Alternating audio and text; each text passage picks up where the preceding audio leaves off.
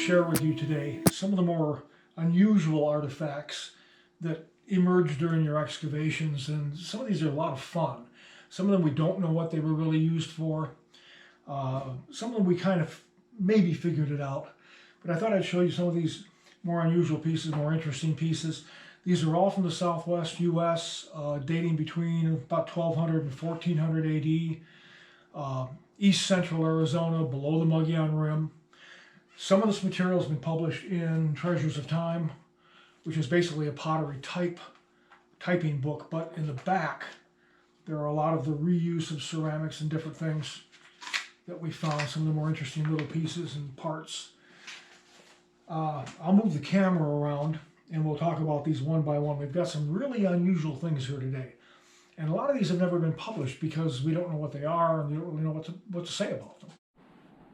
Okay, I thought I'd start with this. This is a gob of mud that was plastered, jammed into the rooftop. There's the rooftop beam, and there's where the muds, they used that to put the roof together. But the fun part about this artifact, this is not fired, this is just clay, is on the backside, there is the footprint who squished that into the rooftop beams to create his Pueblo room. And we even have his little toe prints in there. That's a fun little artifact. I really like this one.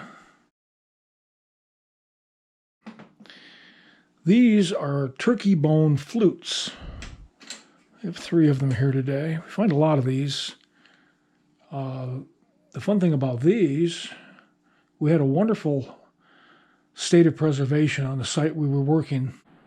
Was pH 7. It was virtually neutral, and bone and even antler survived very, very well. Fun thing about these is they still play. Yeah, there's another one. That one not as well. Let's see.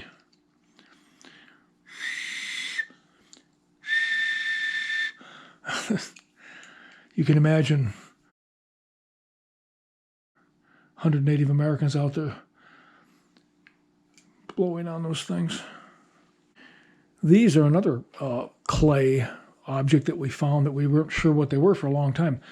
We speculated, this is not fired clay, it's just clay that we found. And we found these mushroom-shaped things all over the place. Found many of them, a lot of them, dozens of them.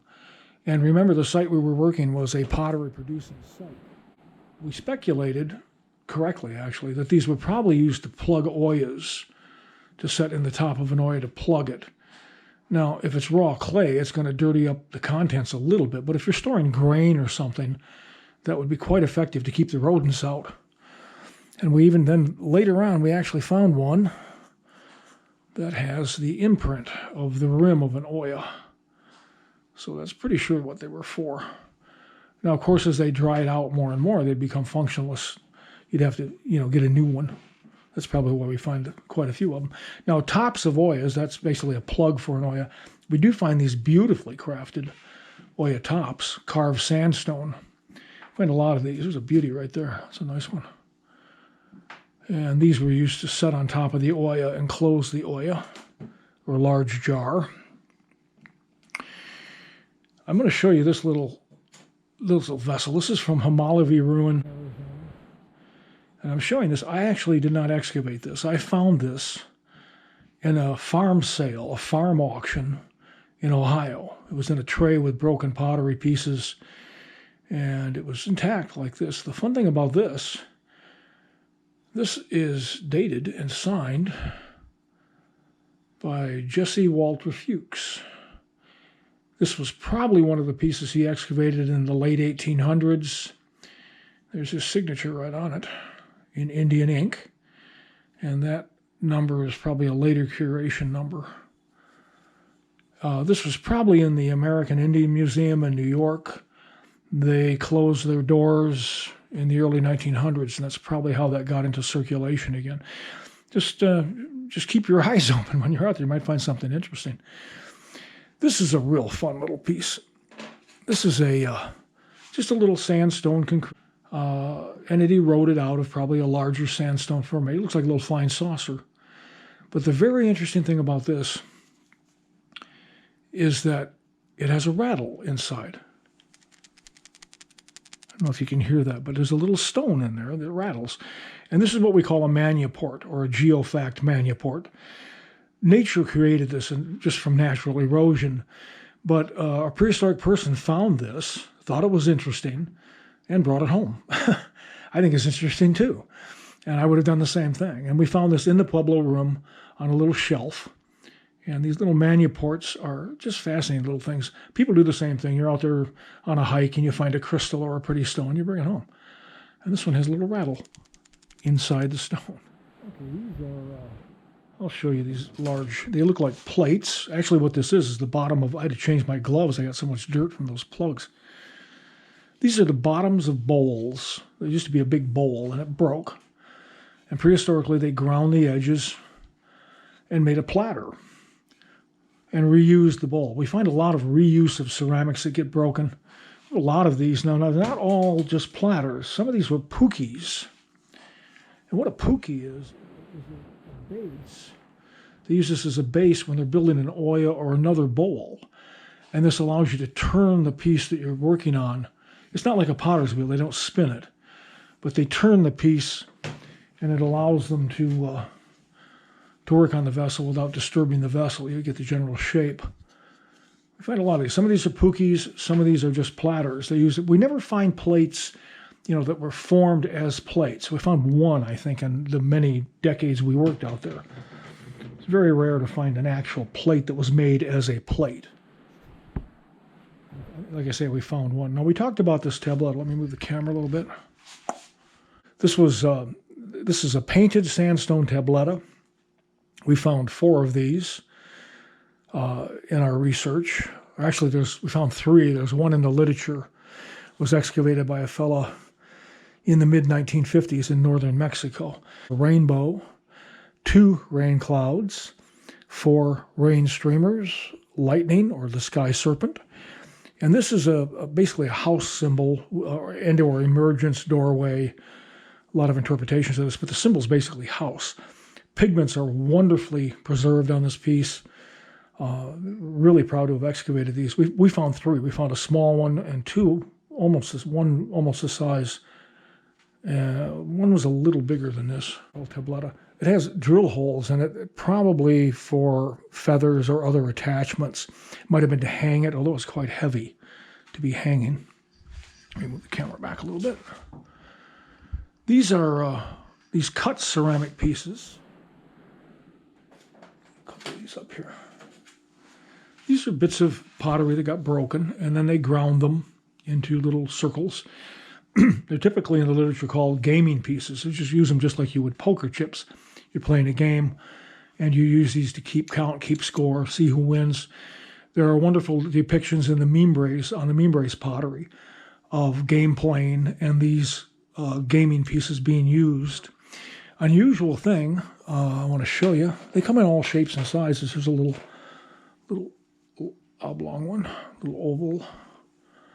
There's some really tiny ones.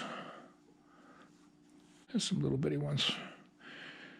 Unusually, though, this is interesting. We find these notches in a lot of them. They have a notch carved into them. Now, we don't really know what that's all about. Is that just simply a gaming piece, or is that something else? Was that used to make a impression in clay? Was it used to tie something onto it? And there's always one notch, never more than one. We don't know. Now, this cut ceramic like this often would have a hole in the middle. That's a spindle whorl. That's used on a bow drill. That's different. This little notch is a mystery. I've never seen anything in the publications about that. I don't know what that's for. Okay, I want to show you this wonderful, we found a lot of these slabs like this. These big sandstone slabs with a notch carved in the top. And the notch is always off-center. Here's another one. Big slab notch, and this, of course, would be a great big slab. We didn't find 1 or 2 of these. We found a lot of these. And they were always up on the rooftops. In the Pueblo rooms we excavated, the roofs, of course, had collapsed onto the floor. And we'd find these in the rubble from the roof. And we never found two on a roof, always just one. And the notch is always set off to one side. And it looks like they were set into the roof clay and were vertical. Now, some people say, oh, it's to pull a rope through, although there's no wear from a rope on these. There's no wear at all. It could be to lay a shaft on, maybe make a little drying rack up there. We don't really know, but we found enough of them that we know they had a pragmatic function in the Pueblo. They're not just some ceremonial thing. I think that's a cop-out. Everybody says, oh, this is ceremonial. That's just a way to not have to explain something. These had a pragmatic function. We just don't know what it was. And I've never seen anything in the literature that would explain them. And we didn't find, like I say, we didn't find one or two. We found dozens of them. They weren't always on the roof, but they were often on the roof of the Pueblo buildings. And remember, the roof was an active area. It was a place where people worked and played and shouted over to their neighbors. And the rooms were dark and dusty. And so the rooftops were very much utilized. What else do we have on the table here? Flutes that play. Oh, this very interesting piece. I wanted to show you this one. This is another clay piece. There's a hole through it. It was formed. This is not fired. It's just a big chunk of clay that they shaped, a lot like our clay plugs for the Oyas. But it's just, what is it? We only found the one. I speculated that maybe this is the way they brought the clay home. You're out in the field gathering clay. This, would have had another half. Maybe they strung them and carried them that way, carried them home when they were when they're wet. But, who knows? We don't know what that was for.